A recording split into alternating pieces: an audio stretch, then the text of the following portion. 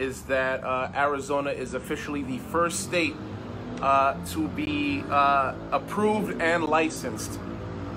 Approved and licensed. So Arizona, get ready. Catching a ride has never been easier, but is the convenience of clicking a button on your smartphone forcing customers into hidden costs and at the same time ripping off drivers? That's what some Valley Uber drivers are saying, and they spoke to our Matt Galka about the problem. As we increasingly accelerate into a rideshare world, companies like Uber will continue to get hit with starts and stops. In Phoenix, Uber drivers are asking the rideshare giant to pump the brakes on what they're calling a scheme to overcharge passengers and underpay drivers. Oh man, I am tripping. So let's get straight into it. I just got off a call about an hour ago with the corporate staff, included the CEO, Rob McNulty, who pretty much left me some pretty good notes to share with you guys. So we're gonna get straight into it. The first, I was gonna do it in order of, but the first most important thing that I took away from this is that Arizona is officially the first state to be approved and licensed. Approved and licensed. So Arizona, get ready. So that's Phoenix, that's Tucson, and the other greater cities surrounding. So I'll get back to that, but let's get straight into the bullet points. Marketing material is on the way. That includes capture pages by next week, okay? It'll also include professionally made copywritten blog pages. That's going to help with SEO. Anybody who's familiar with search engine optimization, who's familiar with, people that, a lot of leads are going to be just searching. They're not going to want to be sold the first time around. So they're going to need to see professionally written content out there on the internet. Because right now on the internet, you're going to see a lot of misinformation, hatred, people that don't want Tryp to succeed. We need to start putting good content out there that's searchable. So we're going to have an auto webinar that is going to be complete. It's pretty much done. It'll be ready to go within the next couple of days. An auto webinar, it's pretty much something where your prospects can see the presentation at any time, 24/7. You could be sleeping at 3 in the morning. They could go to the website. They'll see the webinar, and it's going to look like it's live. So when they actually leave a comment or a question, it's going to go straight to your account, your platform, your phone. I don't know exactly how it's going to reach you, but it's one of those automated webinars. So we won't have to rely on the live daily webinars that we've been going through for the past couple of months. They've been doing them 4 times a day live, not recording them. Replicated websites. So replicated TrypRides.com sites where we get the credit, because we're not going to have people just going to the corporate site being able to sign up. They're going to have to come from somewhere. David West said, if it ain't Tryp, then you tripping. That's a fact. There's going to be a lot of wordplay. I mean, think about the name alone, Tryp. Like, it's just genius. It's going to be so marketable. This is definitely going viral. So, the app that we've all been waiting for, especially for the drivers. The app, McNulty, all right, Mr. McNulty, he actually went down to the tech department, and he's in the final stages of approving, the final looks of the app. He's expecting completion to begin driver testing within the next 10 to 15 days. So today is the 3rd. So we're looking at middle of the month for the app to be completed and ready to go, ready to get downloaded. But first, it's going to go through driver testing. There's going to be a select few drivers that are going to be able to pretty much play around with it and see and make sure everything's good to go. They approve it, and it'll be ready to be downloaded. It'll be submitted. It'll be submitted through the Google, through the App Store and the Google Play Store. The sign-up process is being revamped. Okay, so within the next week or so, we're going to see the sign-up process be flawless. So back to the approvals. Okay, because from what he's saying, we're trying to be in 90+ markets in the next 4 months. So we're looking at spring, summertime to be in over 90 markets in several states, in many states, most states. And then we're going to be talking about international expansion, 12 to 15 months. So come 2020, just know that he has connects And I remember speaking to Bishop Stewart out in LA a couple of weeks ago, and he has a lot of connections in Asia. So I think it's safe to say that we'll be able to make noise. After we make noise in the States, we'll be able to go international. You hear the plane? Okay, so back to being approved. So the first official state to be approved and licensed is Arizona, okay? Other states that are gonna follow days later will be Utah, Oregon, Washington State, Ohio, Hawaii. This is all within the next couple of weeks. And then right after that will be California, Texas, Louisiana, Nevada, so that's Las Vegas, and Florida, where I'm at, Miami. Let me just point out, by the way, I'm planning a Miami event. With my boy Damon Amin Meadows. I was trying to get him on this call live, but it looks like he's busy. He's actually in Atlanta running another meeting tonight on the 20th. So if you're in Miami, tag your people. If you're in South Florida, Central Florida, if you could drive down, there's actually an event. I'm going to leave the flyers on the comments of this video, but we have an event this Saturday in Orlando, and then on the 20th, we're going to have Miami. So the location and the time to be determined. Just look out for that. Make sure you're subscribed. Make sure you keep your notifications on. We're also going to have New York. I have people all over the place. We're going to have Atlanta on lock. We're going to have Florida. We're going to have New York. We're going to have the DMV area, Philly, Detroit, Chicago, Vegas, Southern California, the Bay Area, Texas, Dallas, Houston, San Antonio. I mean, we just have a bunch of cities. There's no transparency. In the Rider app, you can't even see the charge breakdown. 4 Uber drivers spoke with us but wished to remain anonymous in fear of retaliation from Uber. They want to keep driving and thought if they spoke out, the company would end their ability to do that. But they also say the company's pricing and pay structure isn't fair. And it started when the company rolled out upfront pricing. What upfront pricing is that when you get in the car, you have already agreed upon a price. Now that price might be an accurate price, or it might be manipulated, and it might be a way inflated price. In the Valley, Uber usually sticks to a formula: a booking fee, a base fare, a per minute charge, and a per mile charge, and then a variable service fee or minimum fare. But the drivers say that price is based on a non-transparent route being used by the company. The way they determine that is best route. Well, whose best route? Is it best for time, best for price, best for speed, or what?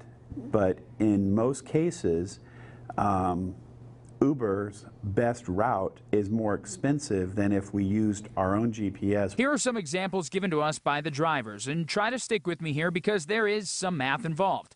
In this trip, the rider paid $23.48. The driver got $13.03 and Uber got $10.45. The problem, according to the drivers, is that the rider should have been charged less or the driver should have gotten more. Uber was supposed to get 20%. They took about 45% of that particular trip. $2.65, 95 cents a mile, 9 cents a minute. It can't get any more black and white than that. That's what the customer should pay. That's not what they're paying. The model is very tech and very data-driven. ASU professor and data and analytics expert Phil Simon spoke with us about Uber's fare system and the driver's concerns. Simon wrote about Uber's ability to use data to drive revenue, and he says they're not the only ones doing it. Do I know for a fact that Uber is doing something with regard to price discrimination? No, but I would bet on it because they're able to do that. And if you think about it, price discrimination is something that a lot of companies will use. Harry Campbell, owner of the popular blog The Rideshare Guy, has documented similar cases around the country. We also discovered was basically that Uber is now charging different riders different amounts for the exact same trips. And so where this comes up is, let's say you're with friends and you each request a ride, or you each price out a ride on Uber but don't request it, and we're now starting to see that certain people are getting charged different amounts. We reached out to Uber about the drivers' concerns. They responded in a statement that reads, "We are consistently working to make earnings more consistent, flexible, and dependable for the thousands of drivers in Phoenix using the Uber app, while providing more reliable access to transportation at fares riders can afford." Uber also says they have roundtable discussions both in Phoenix and nationwide to get driver feedback. One of Uber's largest costs is what they pay the drivers, and it's no coincidence that they're working on driverless technology along with other companies. Yes, we are independent contractors, but we're also human, and we'd like to know why these things are occurring. Why are we not being paid as fairly? I'm so grateful that my parents would never take an Uber. I'd lose my mind if they were overcharged and the way they're treated and the way that it's a nightmare. These are people. Matt Gelka, Fox 10 News. Now, this issue has been brought up nationwide. A class action lawsuit was filed against Uber over upfront pricing in New York City, alleging the company skimmed more than $7 million from customers in that city alone. Let me read some comments. Paul, yeah, so if you just missed the call, I'll leave the recording in my private group. I want you to be part of this before I can give you the real goodies. Hanier, what's up? Christian, what's up? Christian has an event in Arizona. Hit me up, Christian. I don't know if you have a flyer. If not, get a flyer. I'll share it. But Arizona is one of the first places that are gonna get popping with this. So I'm excited, man. It's been hard to sleep for the past few months.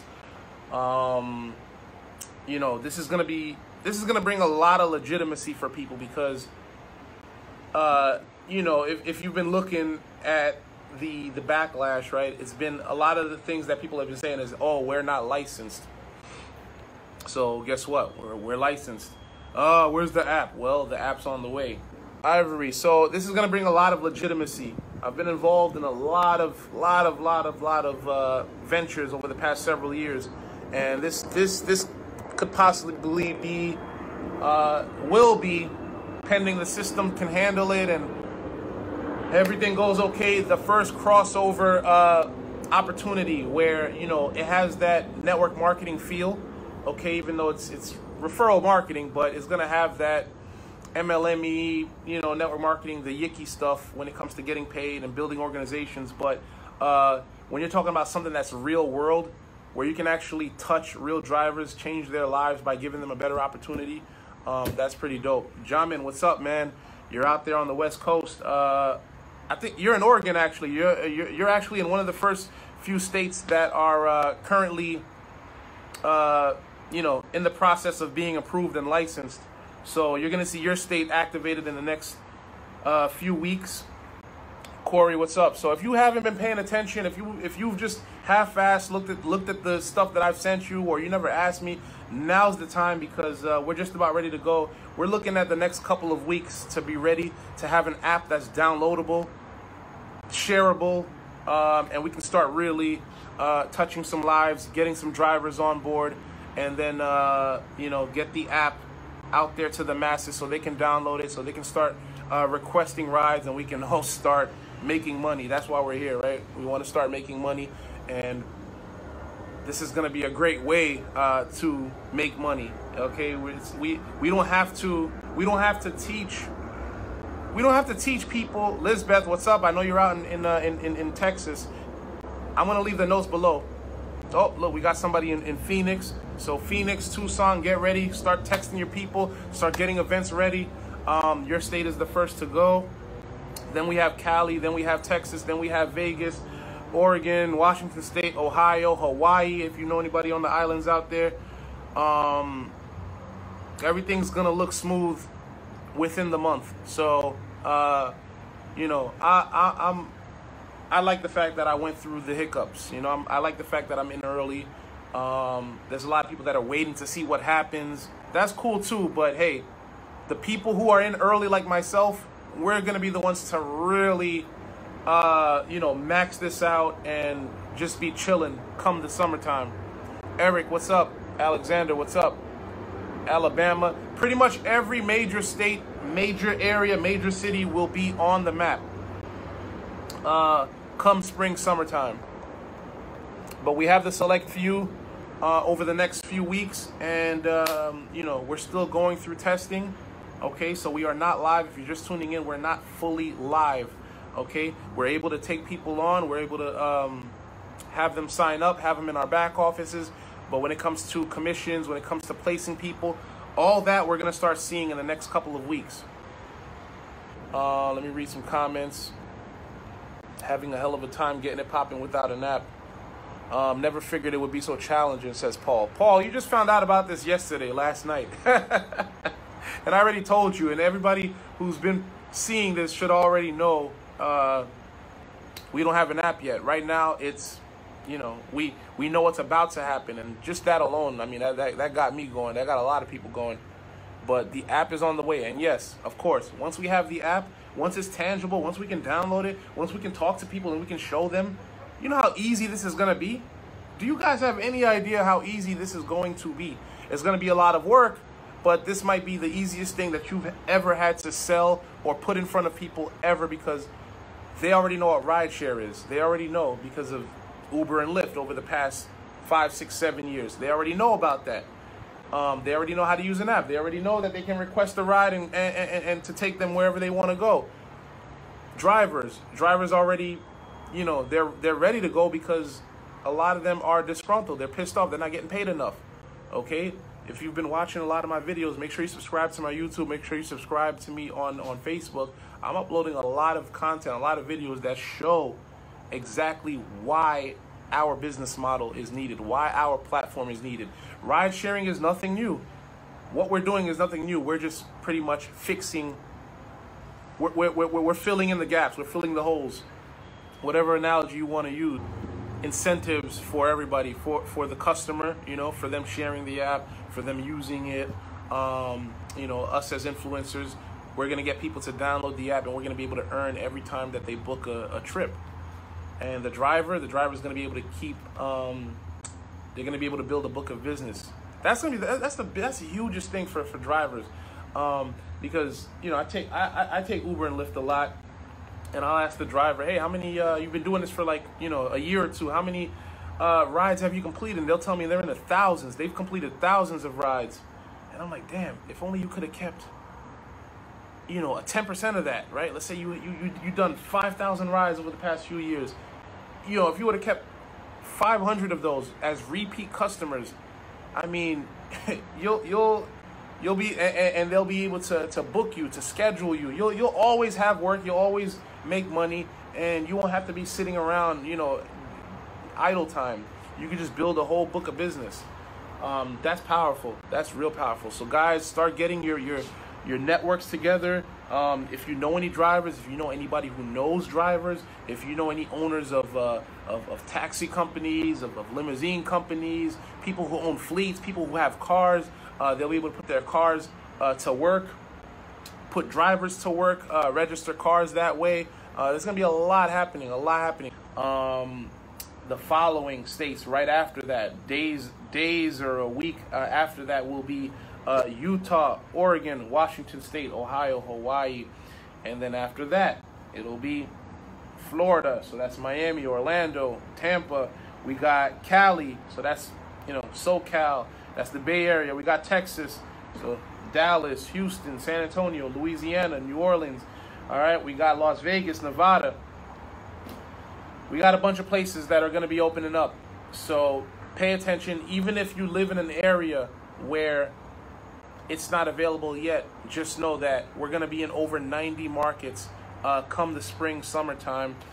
And, you know, wherever you live, or the next greater city near you, you know, even if you live in a rural area, a place where there might not even be any type of service, you guys have two options. Either be the first person to start putting drivers on so that corporate can come take notice, or go network. You have the internet. There's no excuse. You have the internet. You could travel. You could get on the phone, start calling people, get your network popping. All right.